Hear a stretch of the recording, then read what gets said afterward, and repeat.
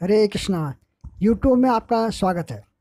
आज हम आपको जगन्नाथ जी का ये भक्त अर्जुनाचार्य के बारे में बताएंगे। अर्जुनाचार्य जगन्नाथ जी के भक्त थे और गरीब थे, सुदामा की तरह। घर में परिवार, बच्चे और वो मजदूरी करके अपना परिवार का पालन करते थे।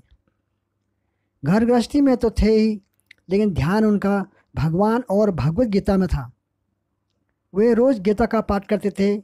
एक बार काफ़ी सालों के बाद पढ़ाते उन्होंने सोचा कि मैं भागवत गीता में कुछ कमेंट्स लिखूंगा। अंत में आया कि भगवान इस श्लोक आया, भगवान भक्त की सेवा के लिए बोझा ढोते हैं।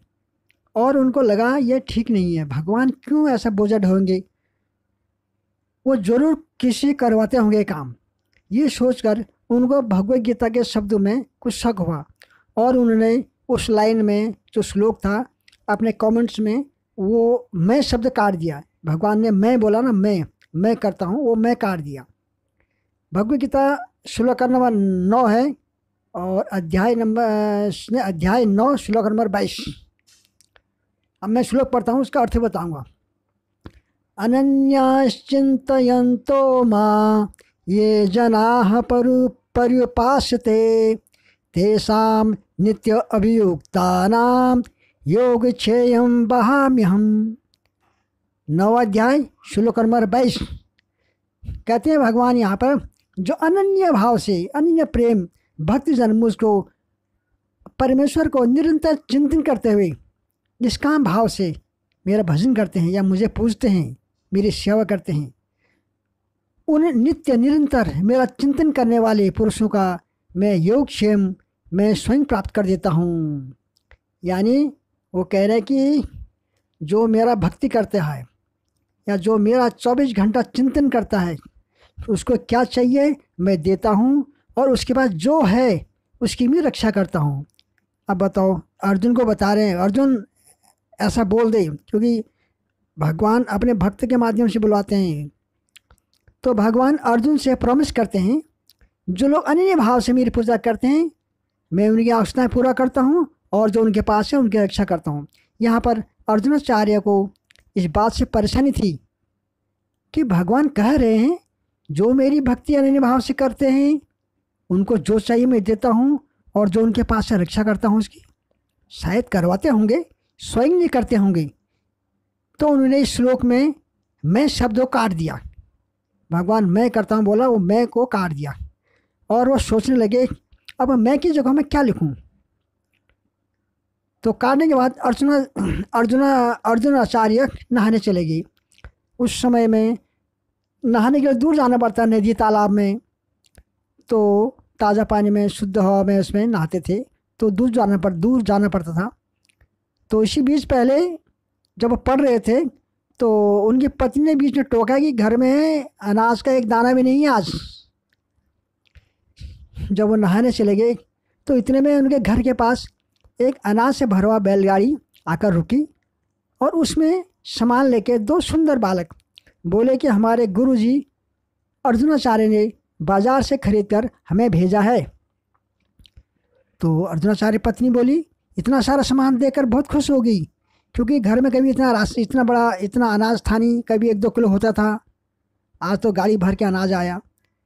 और जो बालक थे वो इतने सुंदर थे, बहुत कोमल नाजुक, उनको जो देखता है वो उसकी नज़र हटती नहीं है देखने में। ये हमारे घर में होम डिलीवरी करने आए हैं। अर्जुनाचार्य की पत्नी ने कहा कि आप इतने सारे क्यों ले आए। बालक बोले कि हमारे गुरु आचार्य अर्जुनाचार्य ने हमको ले जाने के बोला, इसलिए हमें लाना पड़ा, और बोला अपने सिर में ले जाना, लेकिन हम बैलगाड़ी में लेके आए। हमने मना किया उनको, उन्होंने हमारी पिटाई भी कर दी। अर्जुनाचार्य की पत्नी ने कहा, अच्छा ऐसा कहा उन्होंने। बालक बोले, हाँ हमने ऐसा कहा कि सिर में तो नहीं, उन्होंने हमारी पिटाई की। देखो, तो उसमें से एक काला सांवला एक गोरा था, तो उन्हें पीठ में निशान दिखाया, दो ऐसे बड़े लाल रंग के निशान थे। पत्नी ने जब सुना और पीठ पे निशान देखा तो हैरान होगी। मेरे पति कभी चींटी पे हाथ नहीं उठाते और इतने कोमल बालक नाजुक बच्चों को इतना मारा, ये कैसे हो सकता है। अब अर्जुनाचार्य की पत्नी उनको बोलती है कि अच्छा चलो ये सामान अंदर रख दो और आप लोग अभी नहीं जा सकते हो जब तक यह सामान अंदर नहीं आता। असल में वो उनको रोकना चाहती थी। अभी आप लोगों के लिए खाना बनाऊंगी, भोग लगाऊंगी, फिर मैं आपको खिलाऊंगी। बालक बोले नहीं नहीं नहीं, अगर हम नहीं गए आचार्य हमें फिर मारेंगे, एक तो हम वैसे पहले डरे हुए हैं। तो बालक चले गए। अर्जुनाचार्य जब नदी से स्नान करके आए तो दूर से ही अच्छे अच्छे पकवान की खुशबू आ रही थी। तो आचार्य जी ने सोचा क्या बात है, अभी तो कह रहे थे कि घर में अनाज का एक भी दाना नहीं है और अब तो पकवान की खुशबू आ रही है। तो उन्होंने घर के अंदर प्रवेश किया, देखा बहुत सारा सामान और बहुत सारा भोग बना हुआ है। तो उनकी पत्नी भोग लगा के भगवान को उनका टेस्टिंग कर रही है। सारा घर अनाज से भर गया। ये क्या हुआ? पत्नी से पूछा कि ये सब सामान कहाँ से आया।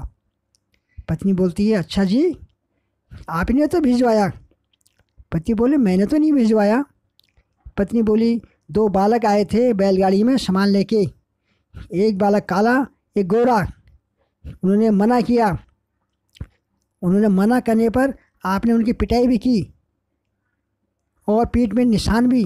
ये सुनकर अर्जुनाचार्य ने सोचा कि ऐसे निशान तो मैंने आज भगवद गीता पढ़ते वक्त श्लोक में लगाया था, यानी कि जो निशान मैंने गीता के श्लोक में लगाए थे वो निशान उन बालकों के पीठ में पड़े।